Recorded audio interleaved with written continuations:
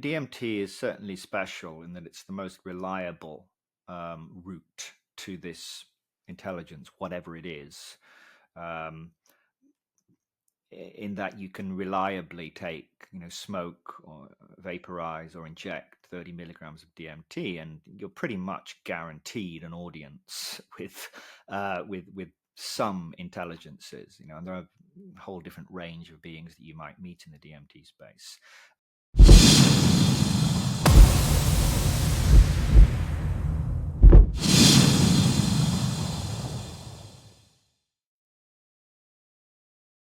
What do we know about the history of psychedelic drug usage in humans? Oh, well, I mean, how far do you want to go back? I mean, if you look at something like peyote cactus, then certainly you're going back thousands of years. With something like ayahuasca, which is the traditional Amazonian decoction, then it's debatable. Some people say it goes back thousands of years, although the evidence is a little bit shaky. Some say it's only a few hundred years. Um, Obviously, with the newer psychedelics, you're looking at maybe decades, right? LSD wasn't invented until the 1940s, 1950s when it really came about. So I think it depends on which psychedelic you're talking about. And then there's Amanita muscaria, the flyagaric mushroom, which again has a history going back hundreds, if not thousands of years. So certainly, broadly, we can say that humans have been consuming psychedelics of various kinds, drugs that alter the mind, that alter the structure and dynamics of your subjective world, of your consciousness, for thousands of years, that's for sure. But the types of psychedelics will certainly varies depending on which one you choose. Got it, and got it. And you've obviously, gone down a big kind of DMT rabbit hole with your work and a lot of the things that you do. What was it that really got you interested in dimethyltryptamine, DMT? Well, I was interested in altered states of consciousness when I was a teenager.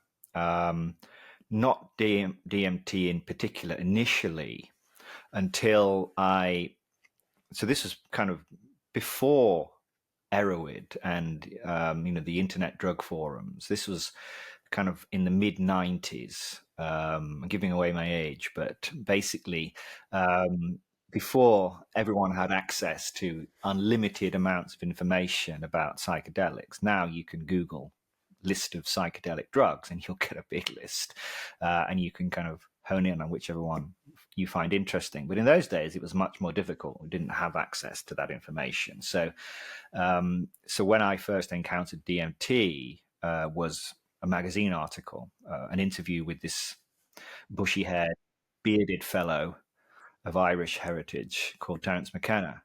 A friend gave me this magazine when I was at school. I'd been talking about psychedelics for quite a while. I developed something of an obsession, if you like, and I was raving about magic mushrooms to this guy.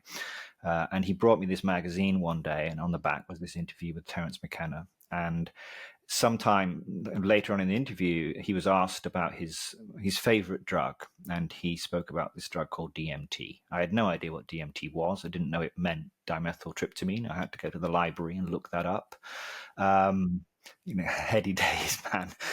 It sounds almost medieval, but yeah, I went to the library to find out what DMT meant, even. But the way that he described its effect seemed almost miraculous to me. These giggling elf-like beings singing impossible objects into existence. This transportation to this hyper-complex, hyper-dimensional, hyper-advanced world filled with these super-intelligent beings with whom you could communicate. To me, that was like, whoa, this is completely different to anything that I've ever heard about before.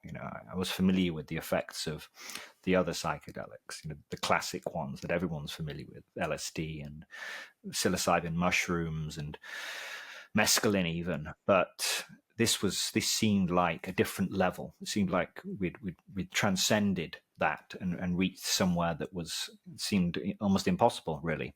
So that was the moment, I think. It was a few years after that before I actually experienced it myself, but I spent the interim reading as much as I could about DMT and about Terence McKenna, and about psychedelic drugs in general. They got the first internet in the school when I was doing my A levels. It was the only one. I was the only person who used it. But it was like in the corner of the library. You had to go and get a big cable from the technician, and he had a password that changed every day. The last password was mushroom, weirdly. Um, so he had his white coat on, you could get away with it. Yeah, I used to spend every spare period I had. I was in the corner of the library on the internet, waiting for these pages, HTML pages to load. It was just like a whole new world had opened up to me, and I just kind of I was smitten, and I changed all my subjects that I was studying at school at that point. I was studying some ridiculous things like economics and law and other useless things like that. And I thought, fuck it, I changed to chemistry and biology and mathematics, and thought, okay, I'm going down that route now. I'm going to study psychedelics, pharmacology, chemistry. That's my thing. And the rest is history, really. And that's what I did.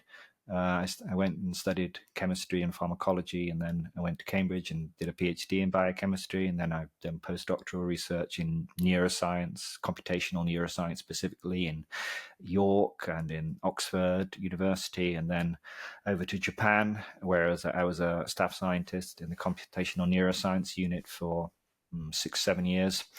And then finally I've flew up to Tokyo, where I'm living now. I've quit the academic world. I've milked it for all I could get, and I'm now working independently as a writer, writing, thinking, talking, discussing psychedelics, but specifically DMT. Brilliant, man. And just out of curiosity, what was your undergrad in? Chemistry and pharmacology. Yeah, that's what I always advise people. If you're interested in psychedelics, then you should study chemistry first. You need to understand the molecules, and the pharmacology, of course, is important, but the chemistry comes first. Got it. Man, I love that. And we kind of started touching on there in terms of how DMT is, I guess, distinct from other psychedelics. But I wonder if we could just kind of perhaps expand upon that. So, at a base level, in terms of the effects of me taking DMT versus me taking something like psilocybin, ayahuasca, how are they kind of distinctly different? Well, I mean, at low levels, so a normal dose of magic mushrooms, for example, psilocybin mushrooms, magic mushrooms contain psilocybin, right? This is the active, or actually, it's actually psilocin for the pedants. But yeah, so kind of it depends on dosage, right? So if you take a standard dose of magic mushrooms, if you want a trip, right, might be 1, 2, maybe 3 grams if you're pushing it, and you will. What psychedelics primarily do broadly is, as I said earlier, is to alter the structure and dynamics of your experienced world and of your internal world, of your consciousness. So you change, your sense of self changes, and your relationship to the world changes. The structure of your world changes. It becomes more fluid and dynamic. There's a greater sensitivity to incoming information from the environment. But ultimately, these kind of low doses, I always say, it's an alteration of the normal waking world. It can be quite dramatic and profound, but you're still in a way within this world, right? It's like you've nudged it slightly out of tune, if you want to use a radio metaphor. Whereas with DMT, something different happens. And this can happen with very high doses of psilocybin, by the way, and even LSD. It's as if you've, rather than just nudge the dial out of tune, you've actually twisted it even further. You transcend that, and you actually reach an entirely new channel, a new channel of reality in which the normal waking world is instantaneously almost obliterated and replaced with one far, far stranger, which bears no relationship whatsoever to the normal waking world and is populated. It normally appears to be a hyper-advanced, hyper-technological, extremely inordinately complex environment with impossible geometry and structure, i.e., it appears to be hyperdimensional, appears to have more dimensions of space than our normal waking world. And the beings within this domain are often highly advanced and highly intelligent and highly, highly strange. At a kind of a base level, what is going on in the brain? Like, how is DMT perhaps mechanistically acting on structures within the brain? Like, what is going on there? Well, it's a big question, but I'll give you the elevator pitch, so to speak. So your world that you experience all the time is constructed from neural information. It's a model. It's a model of the environment. You never experience the world as it is, right? Or the world out there. The world that you are experiencing all the time is constructed as a pattern of neural activity, a unified, integrated pattern of neural information being generated by this outer layer of your brain called your cortex. And it's mapped to information from the environment. So your brain is constantly receiving information from the environment, sensory information from the eyes, the ears, etc., and using that to kind of inform and modulate and test its model. But it's always the model that you're experiencing. And that applies whether you're awake, whether you are dreaming, for example. Your brain is constructing a model in a very similar way when you're dreaming. And indeed, when a psychedelic drug enters the brain. So what psychedelic drugs are doing is they're stimulating certain receptors in certain populations of neurons. So neurons are these basic information generating cells in your cortex. They generate information, they share information, and it's these patterns of information generated and shared by neurons that manifests subjectively as your experienced world. And what psychedelics do is when they bind to specific receptor types, these for the technical people, these are serotonin 5-HT2A receptors specifically, but other serotonin receptors are also involved, certainly. When these receptors are activated by the psychedelic, they tend to excite these neurons. They stimulate these neurons. They make them more likely to generate information and more likely to share information. And so what this does is, at a low dose at least, is it kind of shakes up this world model. It makes the world model much more fluid and dynamic because more information is being generated and information is flowing much more freely, because these neurons are much more excited. They're much more easily excited by other neurons. It's easier for information to flow through the cortex. So that is experienced as a change in the structure and the dynamics of your world. The world shifts from being this very stable, predictable world model to being much more fluid and dynamic and much more sensitive actually to incoming information as well. So colors become brighter, the identity of objects shift before the eyes, everything becomes much more fluid. Now, when you throw in something like DMT, when you up the dose a lot higher, you get this kind of phase transition effect where the world model actually which normally kind of emerges from this cortical activity, suddenly transitions into an entirely new pattern of activity, which represents this alternate pattern of neural information, which represents an entirely new world model, which is this world, this strange DMT world. Now, why does DMT cause the brain to construct this entirely different model of reality? That is actually very much an open question. The DMT world is not some chaotic maelstrom of random activity. It is a world of crystalline clarity, hyper complex, very distinct, and yet bearing no relationship whatsoever to the normal waking world. So that's another huge question that I I talk about and I write about and I think about and try to get to grips with is why the brain is able to construct this alternate world model. That makes sense? And I think that there does seem to be, doesn't there, some commonalities about the stories that I read of people that had taken dimethyltryptamine, DMT, and kind of what they were describing that they had seen on I guess, a trip. And of course, the elves is a common one. But why does there seem to be so many commonalities about that? Well, that's another great question, right? So there are the kind of a number of explanations you can draw on. I mean, what you would expect, right, is that the DMT world might be similar to a dream world. That we all dream of certain common things.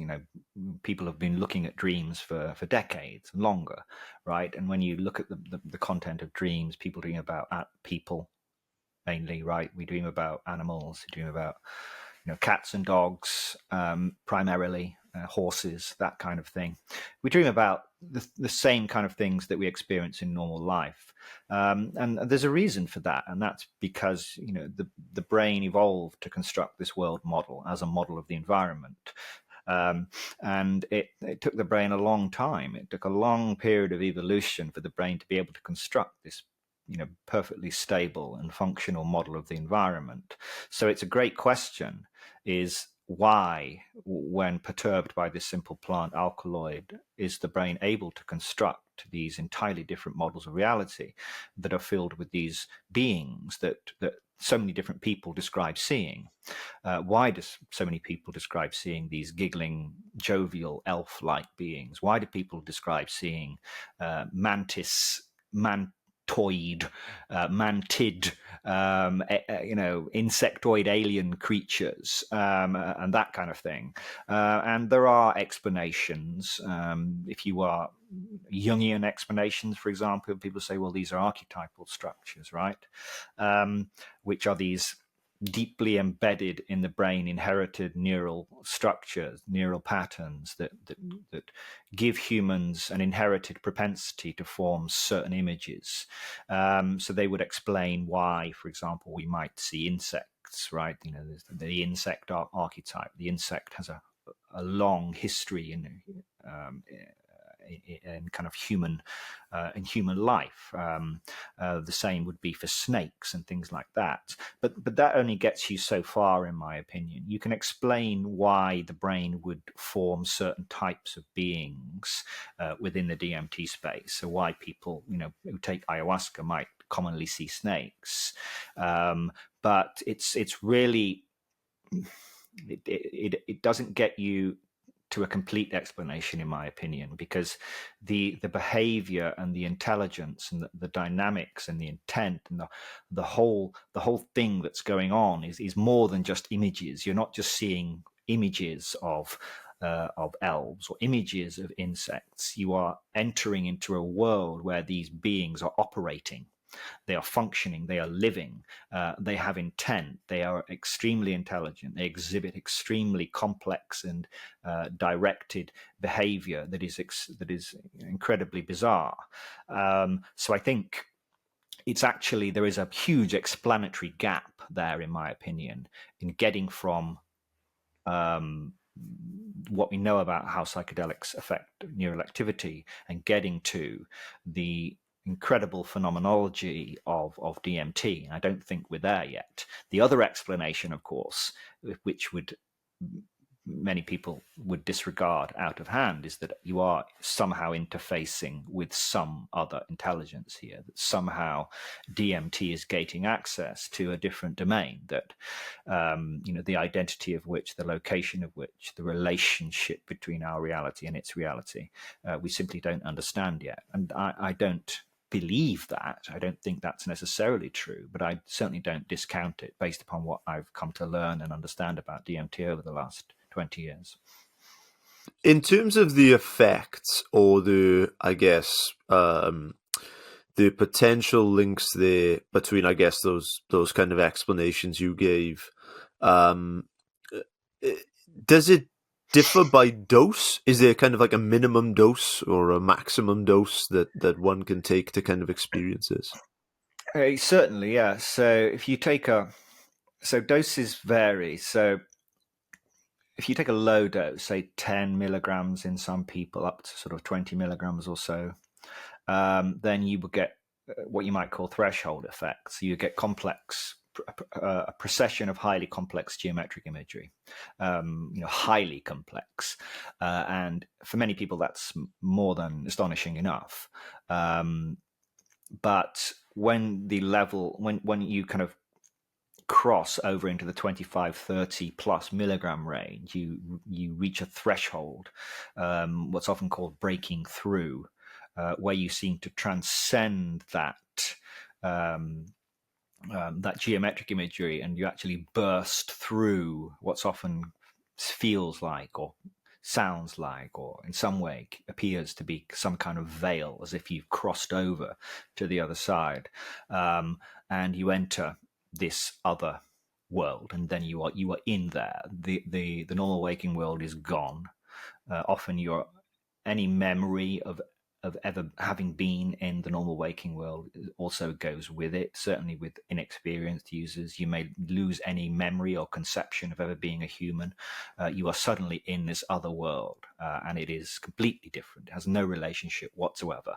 Nothing has been taken from the normal waking world and brought into that world. It is completely disjoint in that sense. And you have about 5 minutes to explore. Normally, to look around wide-eyed, shocked and horrified, and think, what the fuck has just happened to me? Where am I? How is this possible? For most people, right? Certainly with the first go at it. And then, 5 minutes later, sometimes less than that even, you're kind of dragged back, normally quite suddenly. You get the feeling of being pulled back into the normal waking world. Your neural machinery will piece together yourself back together, and then you will kind of recognize what just happened. And normally you're shaking and shivering and shocked and at what just happened to you. Basically, you can also go further than that. But once you get to very high levels, you often reach what's called a blackout state, where you no one really knows what happens there, because you lose all memory of it. It's very difficult to remember DMT experiences anyway. It's very difficult to bring back information because it's so different, this world. It's hard to kind of reconstruct them with memory, and certainly with the very, very high doses, they're not particularly useful. You just suddenly kind of black out and then come back, and you've no idea what just happened to you. So there's certainly a sweet spot. I guess I could put it like that. Yeah. And I guess in terms of this link between, I guess, DMT and, I guess let's just call it, just take the hypothesis of alien intelligence. Let's just examine that link. Are there any other molecules that we know of that, plausibly could have the same link? Or is it just specific to DMT at the moment? Well, DMT is certainly special in that it's the most reliable route to this intelligence, whatever it is. Um, in that you can reliably take, smoke or vaporize or inject 30 milligrams of DMT, and you're pretty much guaranteed an audience with some intelligences, and there are a whole different range of beings that you might meet in the DMT space. But certainly other people who, with very high doses of psilocybin, as I said, will reach similar states. But often you're talking 5, 6, 7, 8 dried grams. What for most people is pretty intense, to say the least. And of course, it goes on for hours and hours. So, and even with ketamine, I mean, John Lilly. Have you heard of John Lilly? No, I So don't he think was a kind so. of he was also called the Dolphin Whisperer. He had a whole program for establishing communication with dolphins, like learning their language and stuff. But yeah, he was a ketamine addict, to put not too fine a point on it. I mean, he was injecting it every day, and he used it in a flotation tank. So he went in one of these sensory deprivation flotation tanks, using after injecting ketamine, and he established in his own mind, at least, a communication with some kind of vast cosmic intelligence. So certainly, no, I don't think DMT is necessarily the only drug that allows you to reach these kind of intelligences, but certainly, in my opinion, it's the most efficient. And you kind of talked, I guess, a little bit about this idea of consciousness. We touched on perception, sensation, I guess, kind of how our brain is, a prediction machine, Mm. kind of generating our reality. What really does, I guess, DMT tell us, or what have you learned about, I guess, the nature of our consciousness from researching or learning about DMT? Um, it's a difficult question. I mean, I guess the one thing that uh, it's almost like a cliche, but the one thing I've learned is how little we understand the nature of our reality, and how little we understand about what's possible in terms of human experience. Nobody could have. There's no way, even with a decade of Terence McKenna lectures under my belt before I first um, actually experienced DMT, there was no way that I could have predicted or anticipated or even imagined what would actually happen when I actually took it, where I was going to go, how, this kind of confrontation with an undeniable and immense and ancient intelligence was shocking. It was appalling in many ways. It was horrifying. It was like, oh my God, this is really there. And this is beyond anything that I could possibly have imagined. So that's the kind of the main lesson for me, is that this drug is, in many ways, it grants you, it forces you to confront the impossible, something that, or at least something that you would have, before you took the drug, considered to be completely impossible, impossible to experience these kinds of worlds, impossible for your brain in many ways, as far as neuroscience is concerned, to construct these worlds, because that's what the brain is doing. The brain has to construct a model of these worlds, whatever their ontology, whether they exist independently of us or not, in some other domain of reality.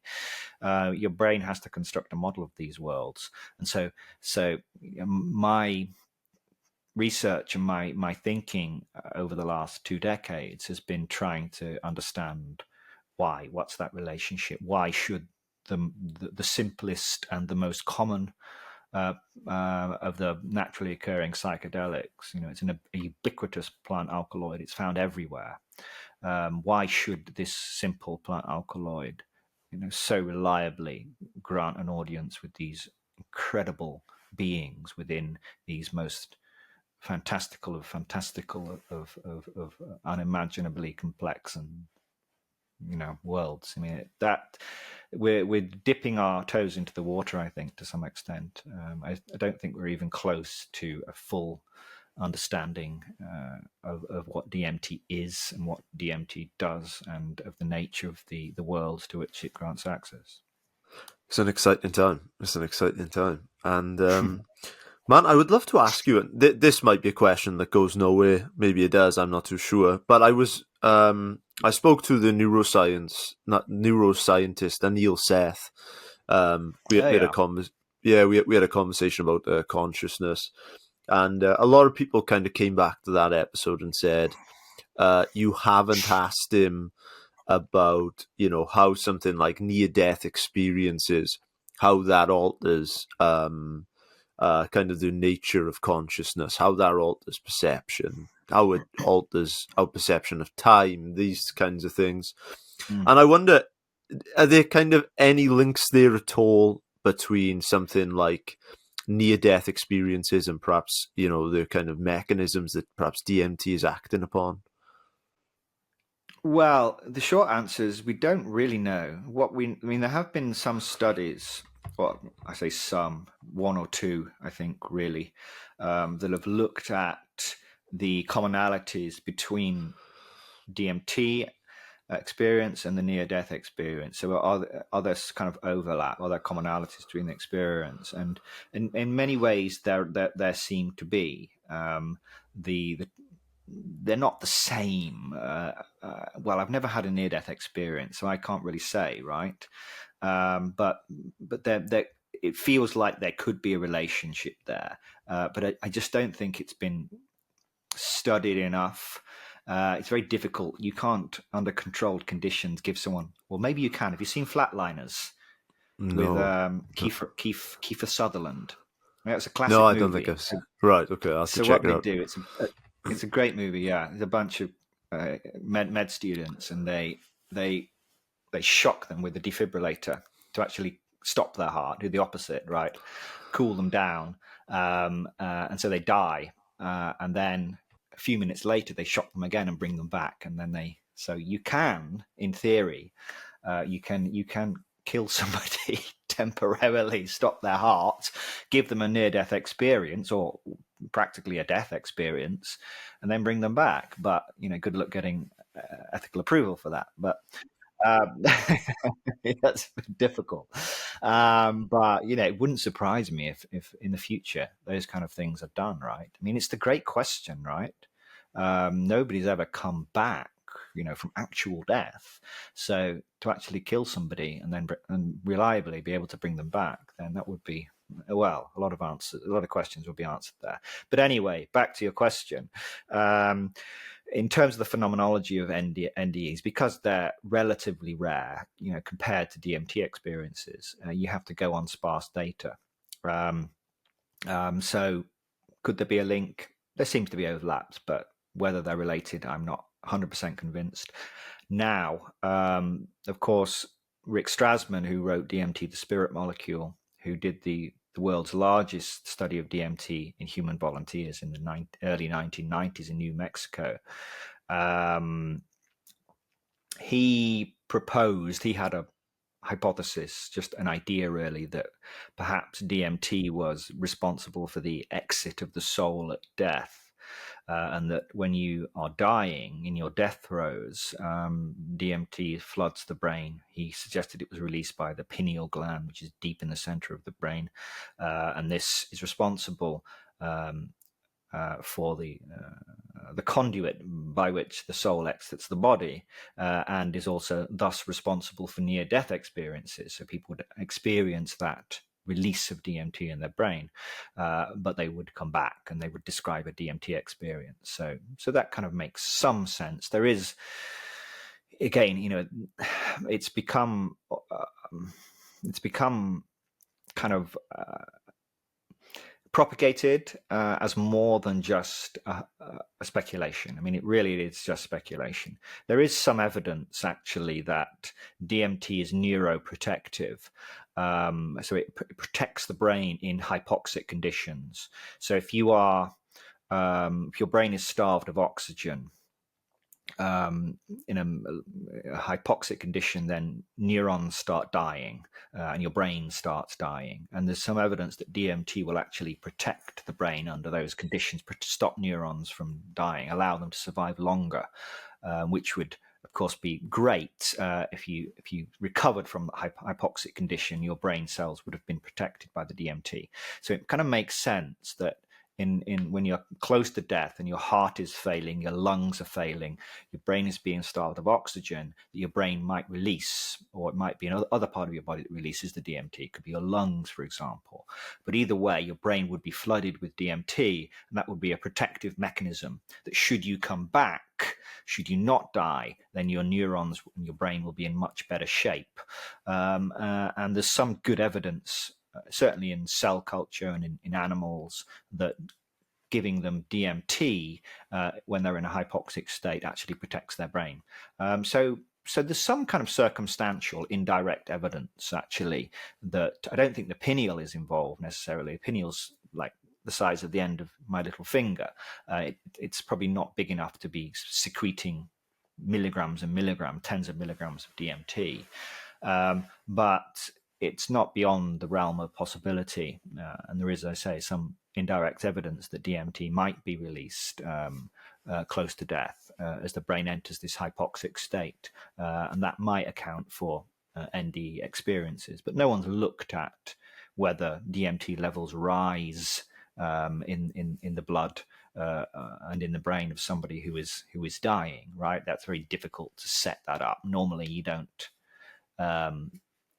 Expect or hope that someone is going to be dying. So these are normally fairly unpredictable things. So you can't get large numbers of people and test that. But perhaps in the future, it will be easier to measure DMT levels, or we might get a few cases where people are close to death and actually be able to measure the DMT levels in their blood during the dying process.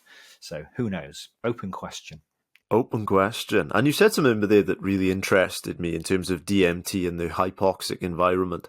So that would perhaps, I would imagine, have direct clinical applications. If you're, next week decide to go and climb Mount Everest, you're in a hypoxic environment, or perhaps maybe you would even extend if someone has had perhaps a traumatic brain injury, that there's potentially neuroprotective effects there. Could that have direct clinical applications there?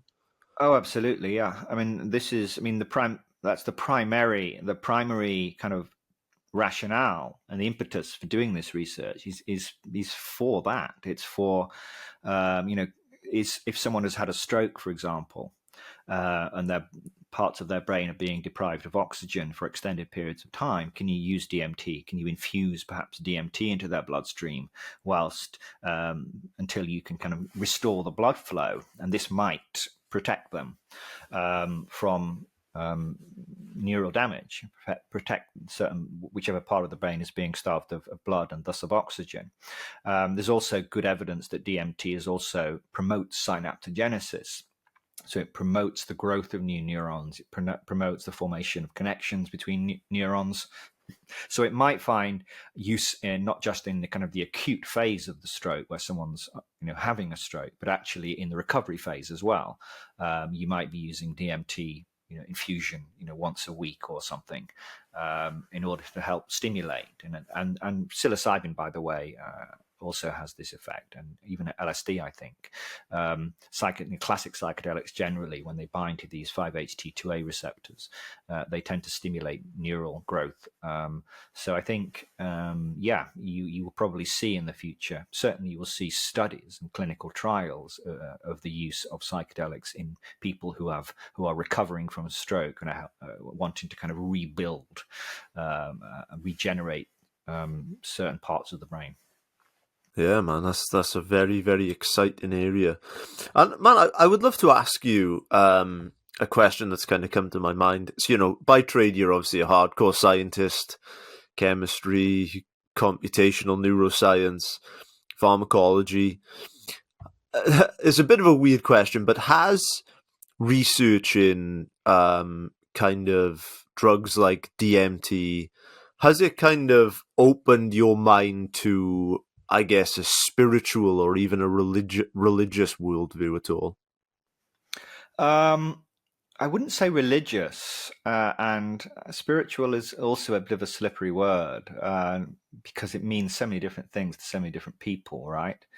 What does spiritual even mean? We're talking about spirits, in which case, well, maybe, because what's a spirit? Well, maybe a spirit is some kind of discarnate. Well, it is, right? What is a spirit? It's a discarnate intelligence, a discarnate being of some sort. Well, DMT allows you to communicate with these beings, so perhaps there's some relationship there. Maybe when people used to talk about spirits, they could well have been talking about what you actually observe and what you actually meet in the DMT space. So I avoid kind of words like religious. I'm certainly not attached to any formal religion at all. Nor do I normally consider myself to be spiritual. But I guess since I was very, very young, so since I was like a child, so before I became interested in psychedelics, I was very interested in spiritual things. I was interested in the occult. I was interested in ghosts and other kind of supernatural beings, werewolves and vampires and these kind of things. So I've always had this affinity or this fascination with other worlds, other beings, non-human beings of all kinds, and so it's not such a stretch. It's not entirely surprising, in a sense, that interest shifted and morphed into an interest in psychedelics, which actually allows you reliably, specifically DMT, to actually confront these beings. So I think there's connections there. Certainly, they're not independent, the idea of spirituality and DMT. But I think once I go down the kind of spiritual route, one is kind of has a tendency to slip into the astral plane and the Akashic records and all that stuff doesn't really do it for me, I'm afraid. So I don't. I'm not into tarot cards, and I used to be, but not anymore. No, I'm all about direct access that these psychedelics afford you. And perhaps a different question then: do you think that consciousness could outlive death? Well, I don't think we know what consciousness is, really. We don't know its source. We don't know whether it's purely emergent from neural activity, whether the brain is somehow channeling consciousness, whether the brain is a receiver for consciousness, as many people think, whether actually everything is consciousness, sort of an idealistic position, right? I tend to think that consciousness is fundamental in some way. I don't think you can derive consciousness by looking at brain activity. There's certainly a relationship there, a very strong, clear relationship between changes in neural activity and changes in consciousness. We can measure that, we can predict that, but that doesn't mean that the brain generates consciousness or that the brain isn't itself in consciousness or in some way constructed from consciousness. I tend to lean in that direction. I think if we get down to it, I don't think there is anything else other than consciousness, to be honest. And I think that we are probably patterns, highly complex, emergent, self-organizing, self-complexifying patterns of consciousness, self-reflective consciousness, and so does consciousness survive death? Well, I would counter that and say, there probably isn't really such a thing as death, other than perhaps the death of this current pattern, this current form that we take. But death is probably actually an impossibility. Well, there's certainly a lot for people to kind of chew on with here. Man, I would love to ask you for kind of the people that have listened to this and they've become, certainly open to this, what seems like a very, very powerful molecule, DMT, dimethyltryptamine, or they become perhaps interested in maybe other psychedelic drugs. How can perhaps people go about exploring that further? Are there ways to perhaps do it, safely through the lens of with a guided professional? Are there kind of any tips, any warning advice that perhaps you have, et cetera, for people to perhaps continue this further? Well, I mean, obviously there are legal ramifications, right? So you have to get that out of the way. In most cases, if you're taking a psychedelic, depending on where you are, you're going to be breaking the law. So it's up to an individual to make that decision, get that out of the way. But in terms of using them, what would I advise? So DMT is extremely bizarre, extremely strange, extremely powerful, shocking, astonishing, horrifying. Choose your word. It's probably not advisable if you've never experienced a psychedelic state of consciousness to go straight for DMT.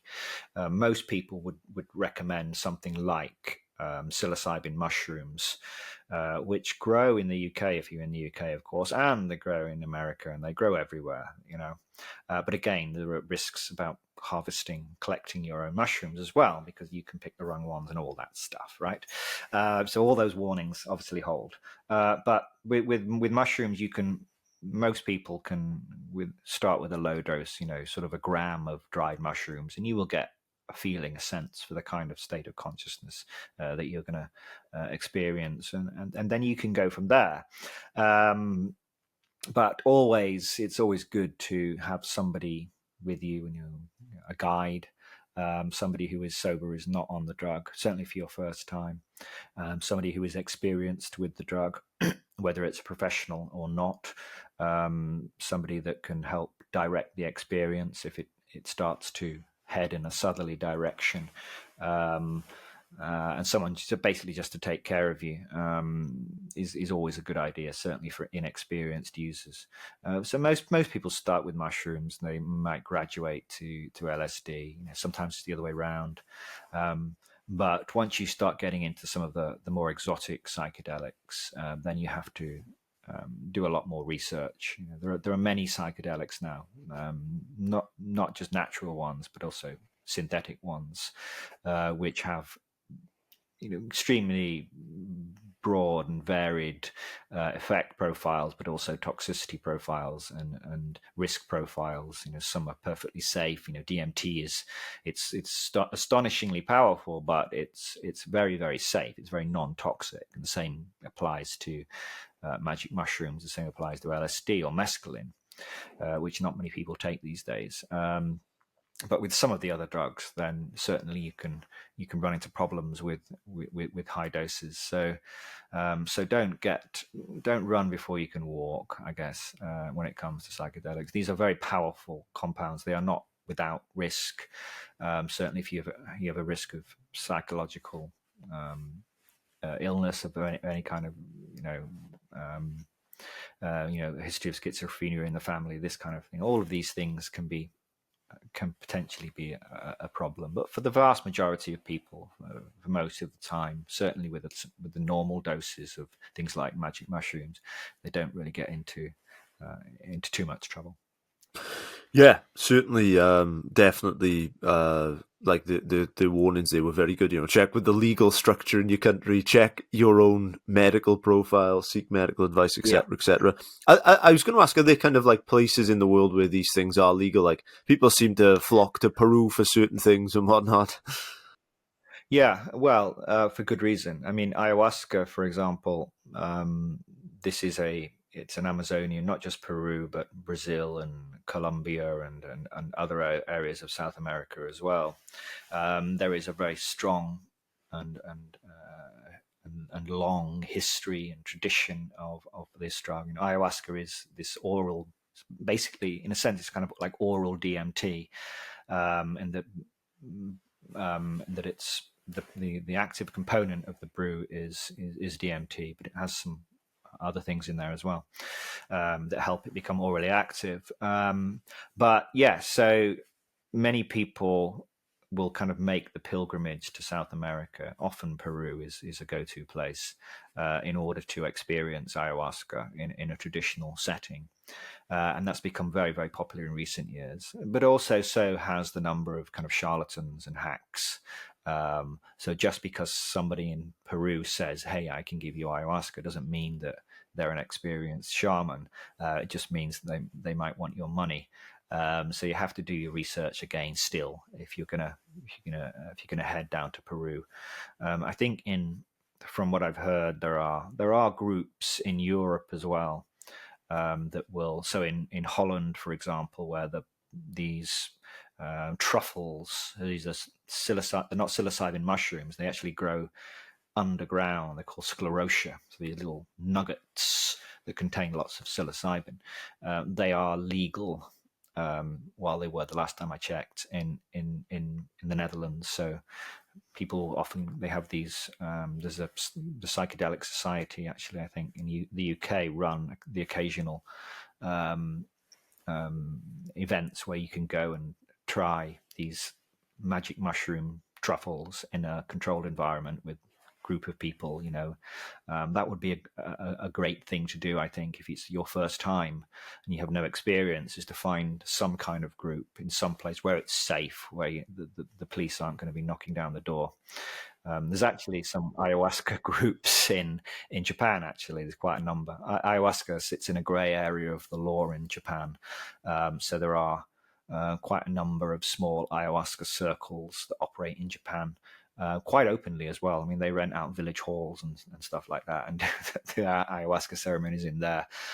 So it's not kind of guaranteed that if you're taking a psychedelic, you're breaking the law. It will vary depending on where you are and which particular drug that you're using. So yeah, there's certainly plenty of opportunity for somebody who really wants to dive in and have experiences with psychedelics. There's certainly plenty of opportunities to do so without getting yourself in legal hassle. Man, I got two questions left for you. Go One of on. them will be to ask you to sign off, but and tell these guys where they can connect with you. But before we get there, the question we finish all of our podcasts with is for Mm. Andrew Gallimore right now. What makes a life worth living? Oh God, that's a deep question. For me, it's about finding something that you want to do every day and that you never want to stop doing. Um, Being able to wake up every morning and not have to kind of spend 9 hours behind a desk doing something that you hate, and then maybe find some spare time when you get home.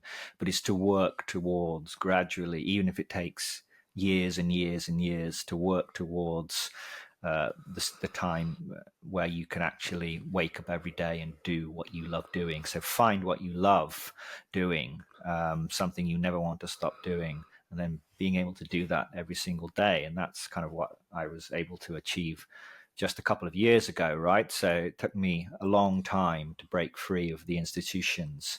But I think if you have that target, whatever it is, I think, who is it? Alan Watts. He was telling a story about when he was guiding students, and the question that always came up was, what should they do with their life? And they always said, oh, well, we want to be writers, we want to be poets, we want to teach in a riding school or whatever. And he would say, well, then do that, right? Forget the money, first of all. Eventually, if you keep doing it, you will be able to find a way of supporting yourself. So I think that's what makes life worth living, right? Enjoying the drama, enjoying the play. I think life is ultimately it's a fun game, or it should be, and you should spend it, because it's very short as well. You should spend it doing what you love. Man, beautifully said. Where can these guys connect with you? Where would you love our audience to check out? Send out guys in any which way. Yeah, so always my kind of the first port of call is always my website, which is alieninsect.net. There you can find links to many of my talks and podcast interviews and articles I've written. Also, my books. Quickly,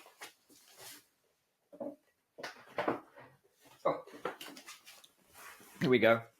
Yeah, so my latest book, Reality Switch Technologies. So this is the most detailed and comprehensive guide to the neuroscience and the pharmacology and the chemistry of psychedelics, and how they work in the brain, how they change the structure and dynamics of your world, that's ever been written. I can say that confidently because I wrote it. So if you're interested in really understanding what's happening in your brain, how psychedelics change your world, change your model of reality, then Reality Switch Technologies is one that I recommend. And Hamilton Morris also recommends it as well. So there you go.